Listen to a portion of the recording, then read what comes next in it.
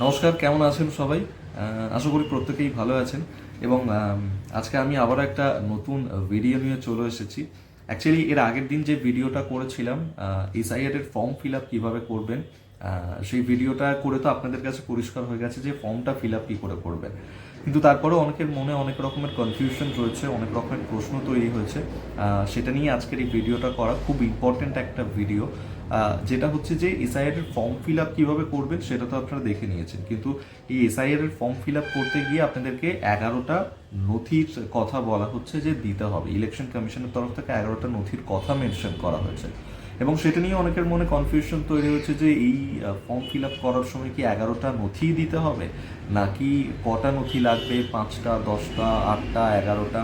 এই নিয়ে অনেকের মনে অনেক রকমের কনফিউশন তৈরি হচ্ছে। আর নথিগুলো কি কি নথি লাগবে সেই কারণেই জানানোর জন্য আজকের এই ভিডিওটা অনেকেই জিজ্ঞাসা করেছেন, তাই এই ভিডিওটা বানালাম। তবে ভিডিওটা আমি শুরু করব তার আগে আপনাদের সকলকে রিকোয়েস্ট করছি যাতে আমার এই চ্যানেলটাকে আপনারা সাবস্ক্রাইব করেন এবং এই যে ইম্পর্টেন্ট ভিডিওগুলোর যে নোটিফিকেশন তাহলে কিন্তু সবার আগে গিয়ে আপনাদের কাছেই পৌঁছবে এবং আপনারা খুব সহজেই অনেক রকমের ইনফরমেশন পাবেন।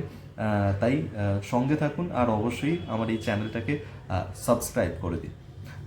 এরপর যে কথাটা বলার, যে এই 11টা নথির কথা বলছিলাম, তো সেই নথিগুলো কি কি সেই নথিগুলো আমি আপনাদেরকে আমার এই ভিডিওটাতে একটা করে ছবিও দিয়ে দেবো।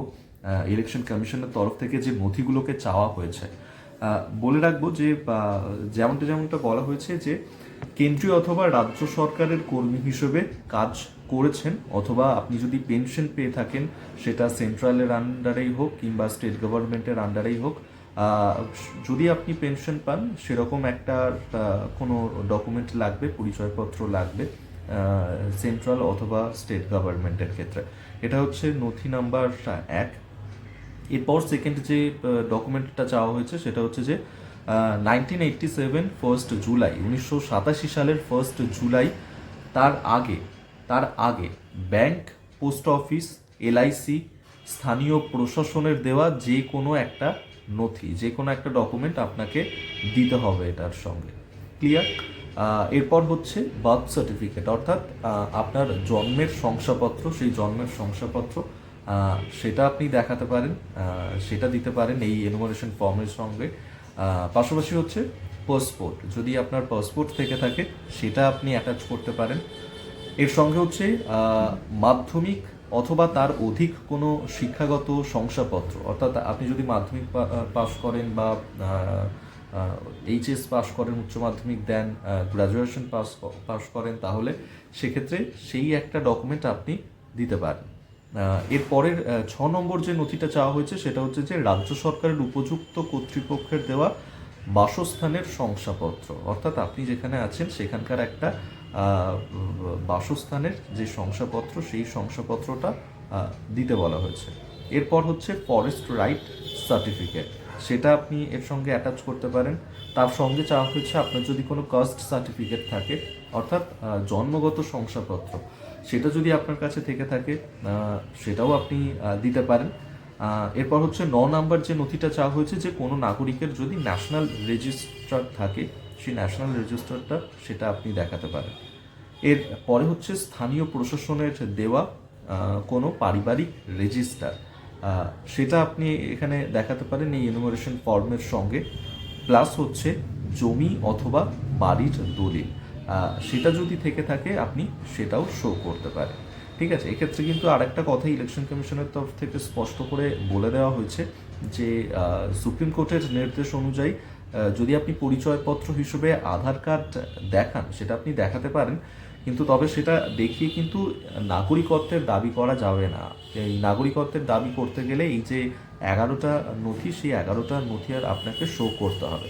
তবে যে বিষয়টা খুব ইম্পর্টেন্ট বলছিলাম যে এই 11টা নথি তো চাওয়া হয়েছে, কিন্তু এই 11টা নথি তো আপনাদের সবার কাছে নেই।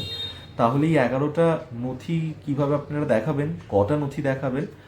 এক্ষেত্রে কিন্তু ইলেকশন কমিশনের তরফ থেকে স্পষ্টভাবে জানিয়ে দেওয়া হয়েছে যে এই 11টা নথির মধ্যে যে কোনো একটা, হ্যাঁ, যে কোনো একটা নথি যদি আপনার কাছে থেকে থাকে তাহলে আপনি সেইটা দেখাতে পারেন। অর্থাৎ অনেকের মনে যে কনফিউশনটা তৈরি হয়েছিল যে কি করবেন, এই 11টা নথি তো আমাদের কাছে নেই, তাহলে আমরা কিভাবে এই 11টা নথি শো করব?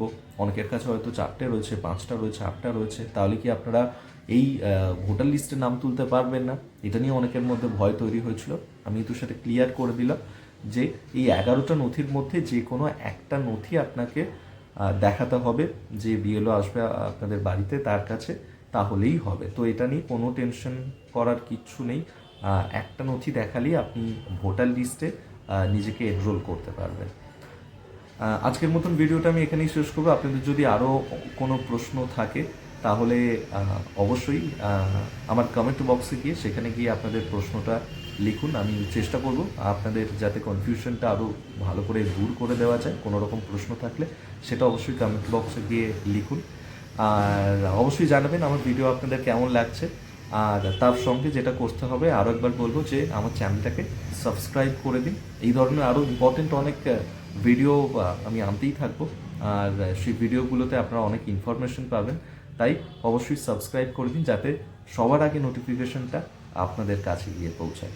আজকের মতো এখানে শেষ করছি। Thank you. দেখা হচ্ছে আবার নতুন কোনো ভিডিওতে।